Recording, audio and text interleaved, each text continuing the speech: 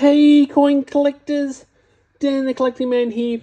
Today I want to talk about the new release from the Royal Australia Mint. This one is going to be an absolute banger, I think. It's definitely going to be one of the better ones that come out for 2025. And I think it's a really good one. I really like what it is, and it's something quite unique and different. So this is the 30th anniversary of the Torres Strait Islander Flag.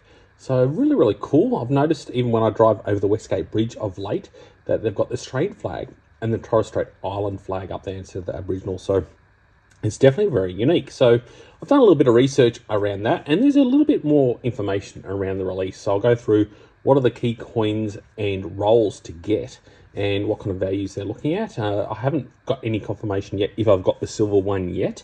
I did the ballot and it's midday so far, and I haven't got any confirmation yet. So hopefully I get it. But looking on eBay, the secondary price, they're not too bad. So let's start off with the silver one, because that is the key one that people want to get. So it's a mintage of 7,500. It's a C mint and it's proof. So they're three beautiful things that we have. And this is the third in the kind of the silver series. So we've got this one here, which is the very first silver one that we had here in 2023. This is the Vietnam War coloured $2 coin. And this one only came like this at 5,000 mintage, a very low mintage, and also has the carded version, but never got released into circulation. I think that's because the Queen had passed, so they didn't release any coins into circulation with the Queen's effigy in there. So that one, you're looking at around $1,000+ for this one, so it's done pretty well. And then we've got this one here, which is the Animal War Memorial for 2024 version. This is the purple poppy one. Not exactly sure what this one's selling at the moment, but this is the first one with King Charles on there. And I don't think this one really hit the mark with a lot of collectors. It wasn't as collectible as some of the past ones. Where I think this one here, this is the third silver $2 coin in the series. I really like the design of it, and I like the colors on there. So I'm really keen to get that. I definitely will be getting it no matter what, and I'll do an unboxing as soon as I get all of them together. We also have the carded version. So this is the C mint one, which I think is also going to be pretty cool. So it's very similar to this one here where we've got the C minted, but this one's in landscape, not portrait, which is kind of like a, you get some in landscape, some in portrait. There's no consistency on the carded designs on how they're going to be rotated.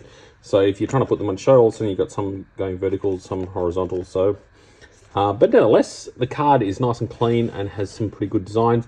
100,000 mintage, so you should be able to get these pretty good. I'll be getting a few of these. One I'll be keeping in the carded version, and I'll probably send a couple off to PCGS for grading, as well as my silver one.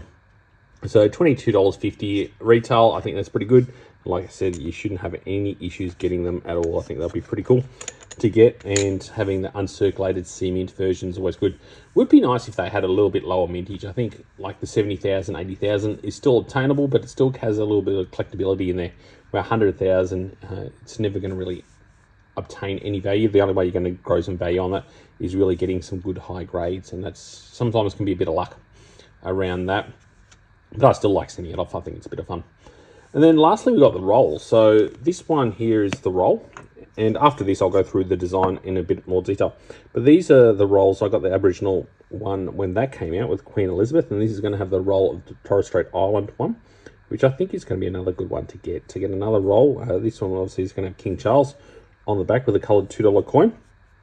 And I think that will be really, really nice. So these ones didn't come in rolls. They only came in bags. But I think this one's going to be nice to get this one in a roll. So retailing around $100. So double the face value. So obviously the face value is $50 worth because there's 25 coins in the roll. But they do have the Royal Australia Mint sticker on there, which is like that. So that's the one that you want. So you definitely don't want to open it, and you want to make sure you put it in one of these special capsules here to look after it so it doesn't get damaged and keeps it nice and airtight. So you can hear this when I close it, the click that it makes. Just helps keep it nice and airtight and look after it. So there's that one there. And as you can see, a few others like Downey's will do these little carded versions. I think NR Roberts are doing a little different version as well, which are pretty cool, but they're not really collectible. So I wouldn't go for those ones. I'll go for the Royal Australia Mint branded one. So that's the carded one. And obviously the C mint box, which unfortunately still comes in that poor box packaging, which is a real shame. But at $90, I think it's all right. So a little bit around the actual design itself.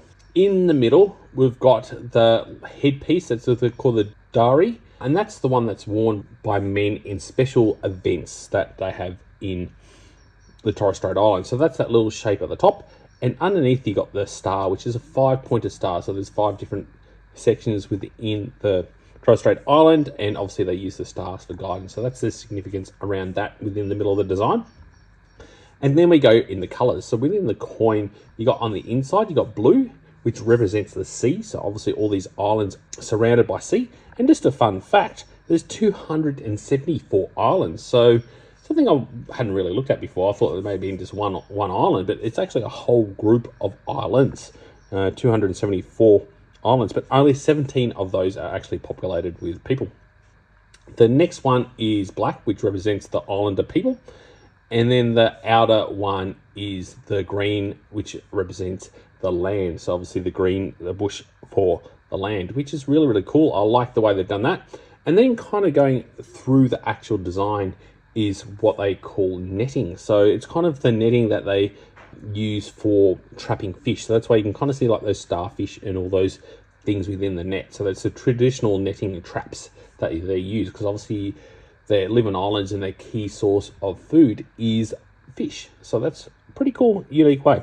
So Torres Strait Island is in between Queensland and Papua New Guinea, slightly closer to Papua New Guinea. So if you look on the map that I've just got on here, you can see where all the islands are and how they're situated at the top of Australia.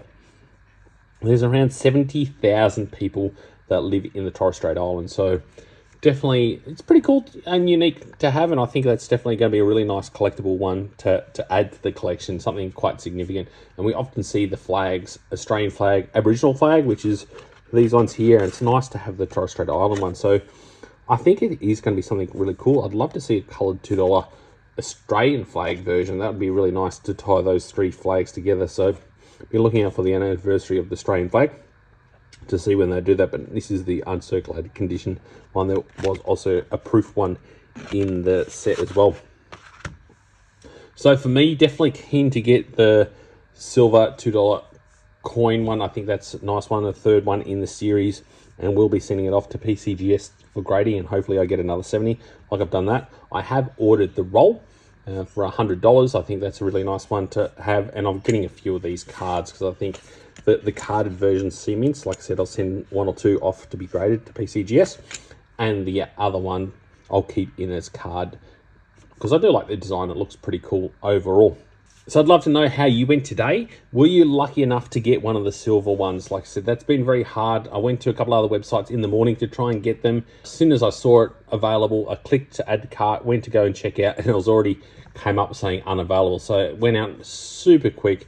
It was really, really hard to get the silver one. So I'd love to know how you've gone. And it was interesting to see quite a few of them for sale already yesterday on eBay with people showing pictures of the actual box themselves. So they obviously got them somehow. So I'm not sure how people are getting them.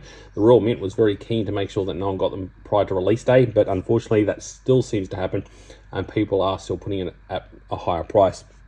But at least it hasn't gone too crazy. $250 I think is a fair, reasonable price for this.